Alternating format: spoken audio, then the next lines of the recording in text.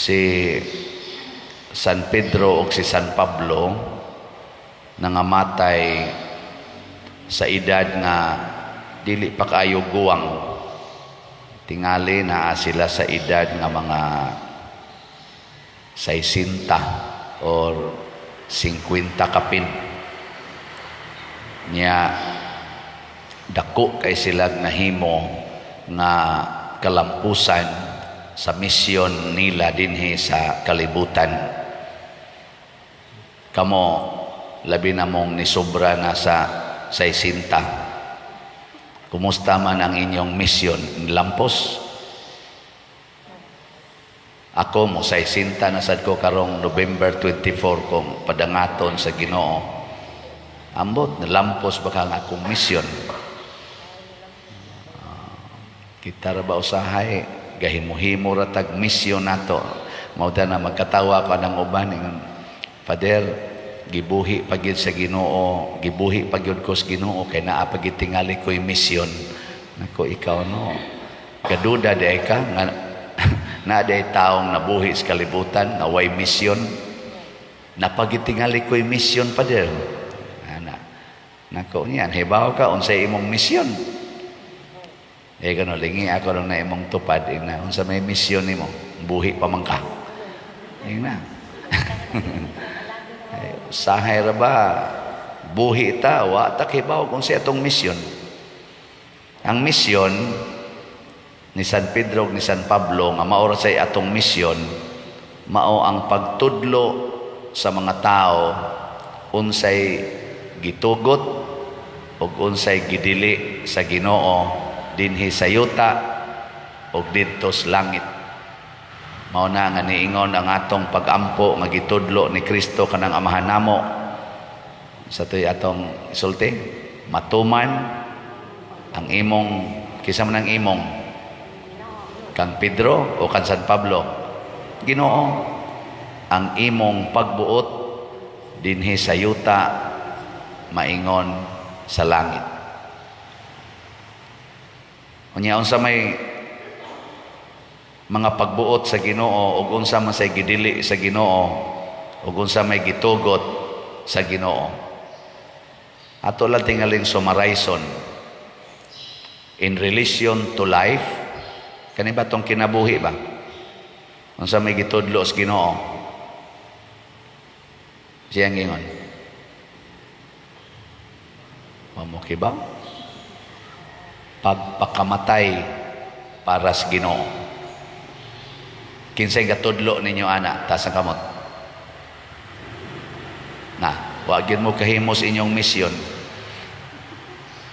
Itudlo gina gikan pas pagkagamay sa bata hangtod pagkadako nga kining atong kinabuhi gamiton sa pagpakamatay para sa Ginoo, dili magpinatyanay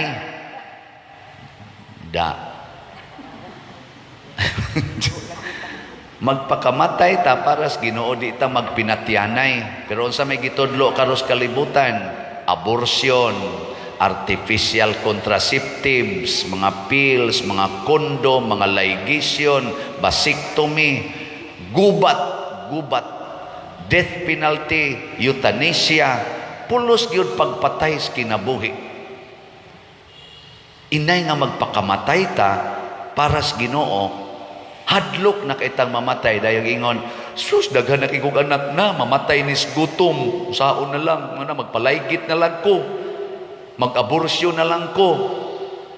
Ana unya og imo nang ilugon akong yuta, unsa naman lay akong kabuhian, asa naman lang ko puyo, mamatay ko, may pag maggubat ta, may pag magpinatyanay ta, patay dayon. Wa gyud moingon nga unsa kay relasyon ako sa Ginoo, unsaon man ako paggamit ang akong kinabuhi aron pagpakamatay para sa Ginoo. No, kana gilingay mong tupad na andam na kang magpakamatay para sa Ginoo, umupatay para di ka mamatay. Oy, mga buangon kita sa tanan. No, sige ka na ha, in relasyon na sa kinabuhi. Karon, in relasyon sa atong isig katawo, unsa may gitugot sa Ginoo? In relation anang imong tupad ba? Kanang tupad nimo. Ingon ang Ginoo, higugmaan na sama sa imong kaugalingon. Nindot no? Higugmaan na sama sa imong kaugalingon. Unya, nganong alihan man ang imong ilang agianan? Nganong imo mang kuralon ang ilang agianan? Nganong imo mang ilugon ang ilang yuta?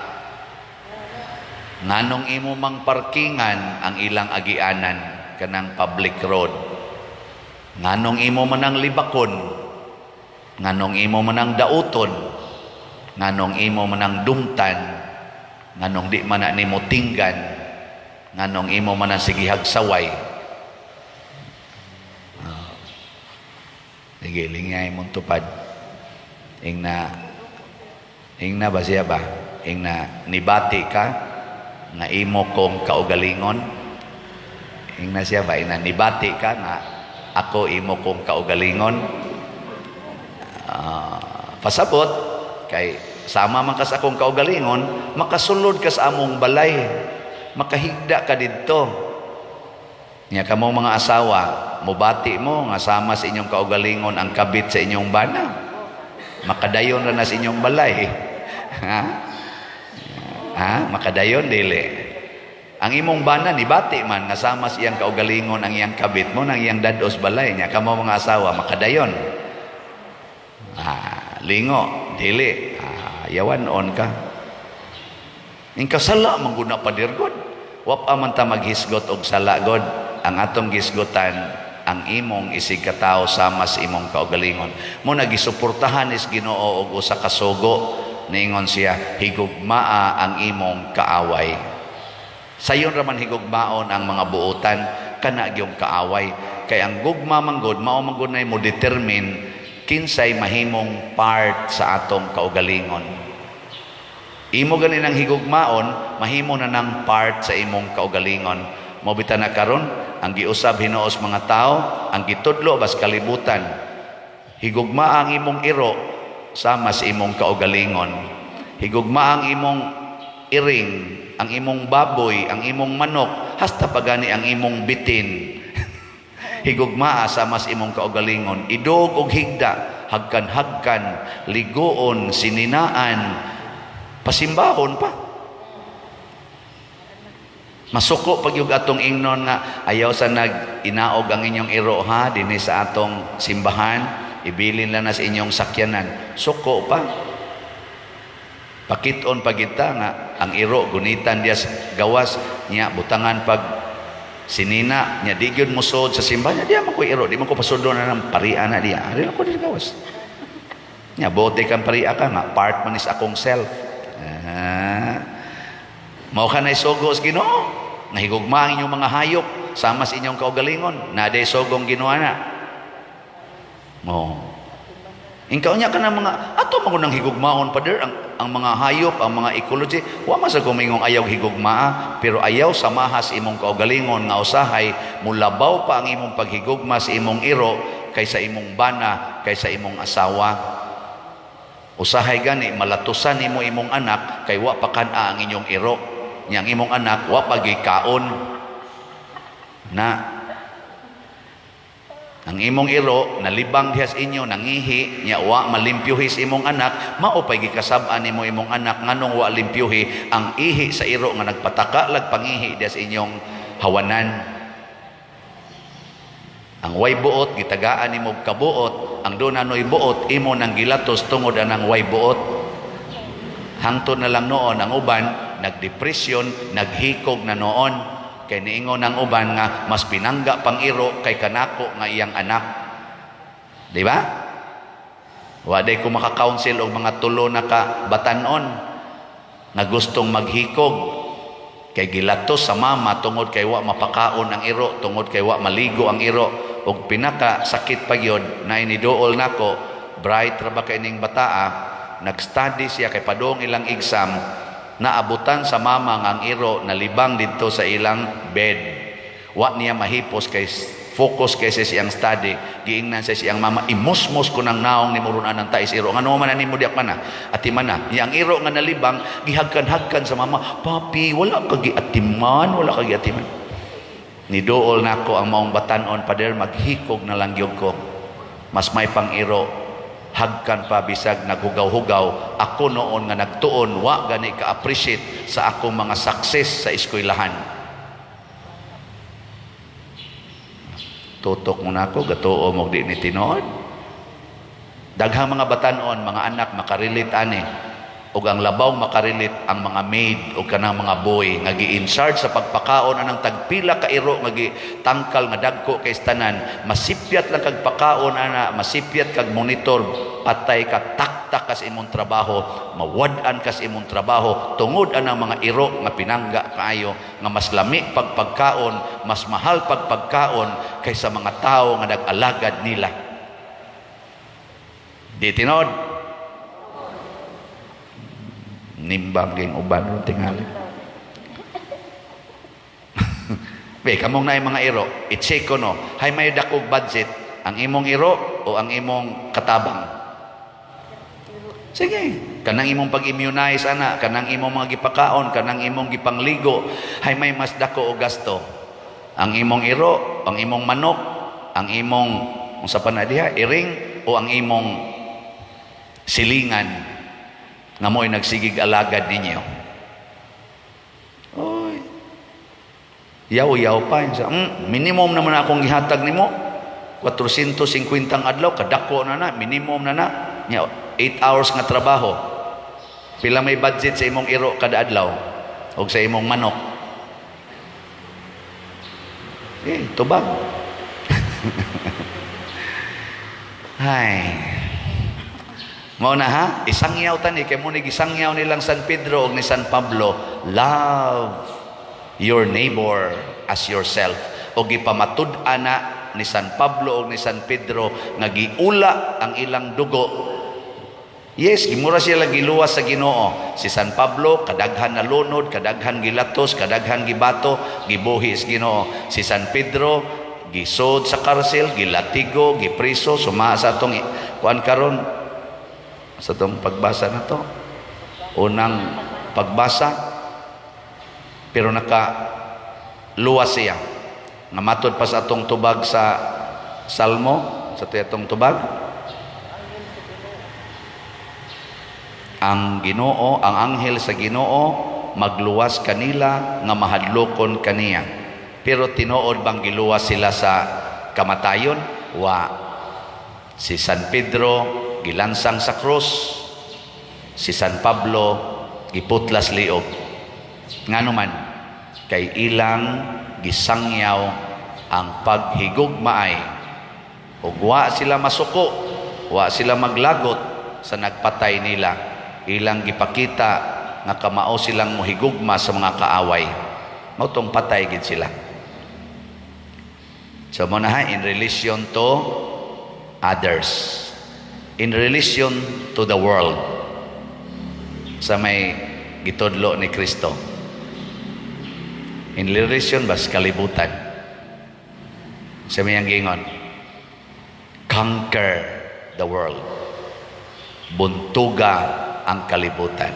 Ngayon sao man nato pagbuntog, kinahanglan higugmao nato ang Ginoo labaw sa tanan dinhis kalibutan. Matud pa ni Kristo, biyai ginang tanan niya. Kung ato ning buhaton pasabot, di ta managana pagpaambit sa tanan aning kalibutana ngadto sa uban sumala sa gisugo sa Ginoo.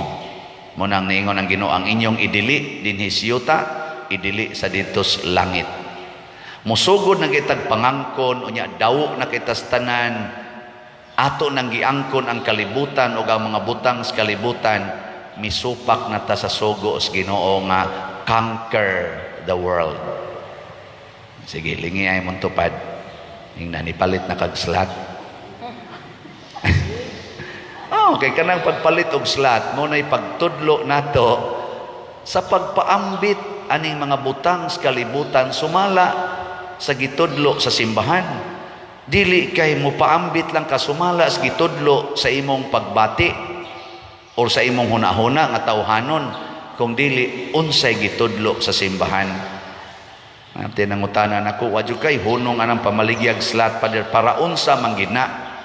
Nako, para simbahan, tsaka dato na ng simbahan. Nako, lakaw dire. Ari dire, tanawag dato bang simbahan. Sa kadaghan ninyong kwarta, kamong mga pare, sus, daghan na kwarta, labi na ng mga obispo. Naku, ato ang obispo, ato ang pare, daghan bag kwarta. Sige, mula sa kagyaw-yaw diha. Nga naman, nagi tinuod kwarta ang pare. Nawa. Nabitaw eh. Naay kwarta ang obispo. Ang simbahan. Pero sa may sogo sa Ginoo, aning tanang kwarta nga miso dinhi bunga sa inyong pagkamanggihatagon, gastuon ang tanan alang sa kaayuhan, sa simbahan, sa mga tao o sa mga structures nga atong gipanghimo para sa kaayuhan sa mga tao, sa kalambuan sa ilang pagtuo o sa ilang kaluwasan. Kinahanglan magita mo create og structures. Muna karon gahimo tag kumbinto, naatay social hall naatay mitinganan, naasatay mga higdaanan, mga kinahanglan man sa tao, shelter, place to gather, nga dili ta madisturbos uwan. Kaya natan ng atong tent, sige iguan og kusog kayo, di na ta maka hinultol og meeting kay mubaha naman ang yuta, sige na magagas, mahimo tag arang-arang. Mo sa ni atay simbahan, kanindot ana imong simbahan, nya ni ade ni kwarta. Nganong panindutan man ginapadir nga kinahanglan ra man tag balay nga simple. Sila si San Pablo, San Pedro, aman toy mga balay. Nganong panindutan man gina? Ako Santo Bagon, nganong panindutan man gina mga municipal hall, mga city hall? Kana mga eskwelahan, natong eskwelahanan, nganong mo reklamo mangitag why aircon, why elevator, why escalator?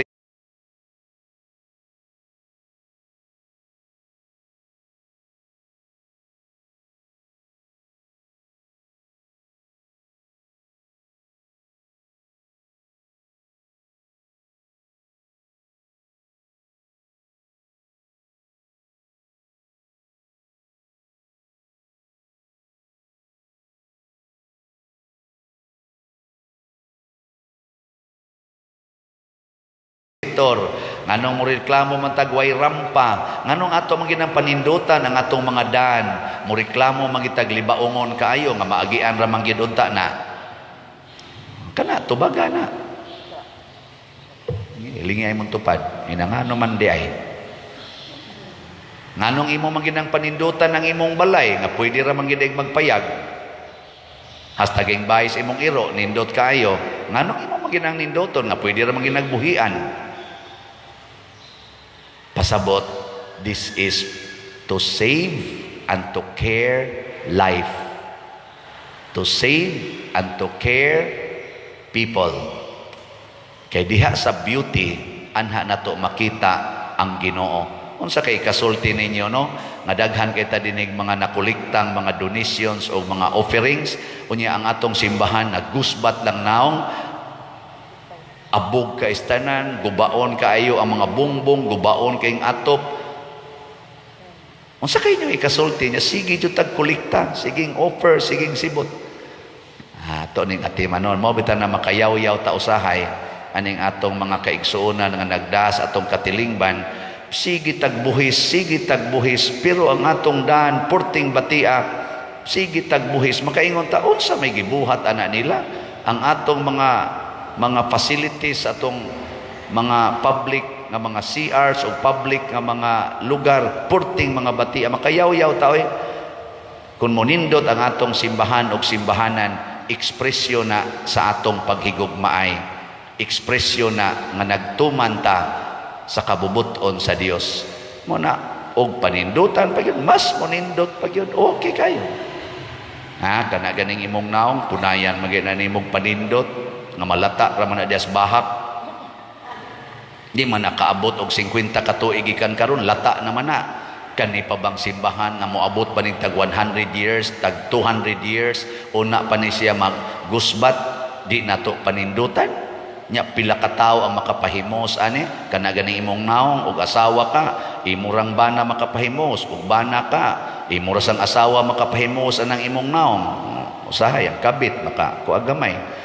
Nya og pare, wa man gani makapahimos ani, gawas og dunay mo sikreto pahimos kasi himos ganagmay. Nya panindutan man gani, ipa-parlor pa man gani. Di ba? So pasabot, wa ta ma-attach, nag-care, naghatag taggugba. Ug mao ni ang atong hinumduman nga atong mga misyon. Kanilang sang tulo na pa may daghan in relation to life, unsa ganito, pagpakamatay para sa Ginoo. In relation sa atong mga isig katao, unsa daw? Higugmaa sila sama sa imong kaugalingon. In relation sa kalibutan, buntuga ang kalibutan. Ayaw pagpaka-attach aning kalibutan. Ipaambit ang tanan. So salamat kayo sa mga nituman sa ilang misyon, labi na gyud paghigugma o pagpaambit ngan hinato. Ang atong slots nahalina na sad as of yesterday, niabot na ang atong halin og 29,215 ka slots. Pakpak. Sige nag-us-us. Ang atong balance, ang atong available 46,785 na lang. Di ba? Gikan na sa 76,000. Nya ang ato sang 19 slot challenge hangtod pa man ni ugma ato ning kuan kay apa may ni saad ugma as of yesterday niabot na sa dang atong 19 slot challenge og 174 ka 19 slot challenge. So pakpak. Huna-huna biyata ko ani nga kotobran is 116. Ako no natintal na sa nung huna moabot unta kanig 200 no. Nindota ka dali kay mong malangit. Para ra gid ni sa atong simbahan, kabubuton ni sa Dios kay dili man para sa kaugalingon, para man sa kaluwasan sa katilingban og sa mga kalag. Manindog ta.